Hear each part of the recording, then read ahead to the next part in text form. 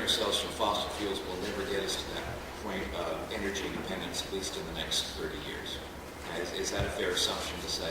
Yes, that is a fact. Energy efficiency and conservation and renewable energy are important, exceedingly important. Biomass renewable fuels are important. But we're never going to get away from fossil fuels in the next 30, 40, or 50 years. As people have mentioned, there's not a magic bullet there.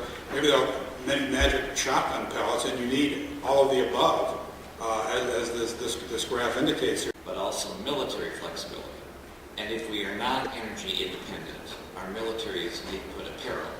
Although I don't know, the way we're handling both the authorization and supplemental bill, we may not have a military by the end of January. But anyway, if indeed having a strong military that has the independence to use as we need to use it, as I look at your charts here, a coal-to-liquid program, which is what I understand the military, especially the Air Force, is looking for, is actually the only salvation we have in coming up with that kind of independence to ensure that our military can do what we want, which is the right thing to do, when indeed it's part of the solution.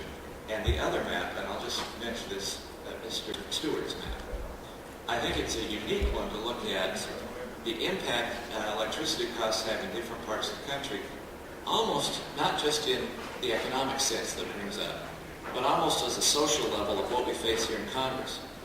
Because this is going to show different attitudes that indeed we see in different sections of the country towards the issue of energy.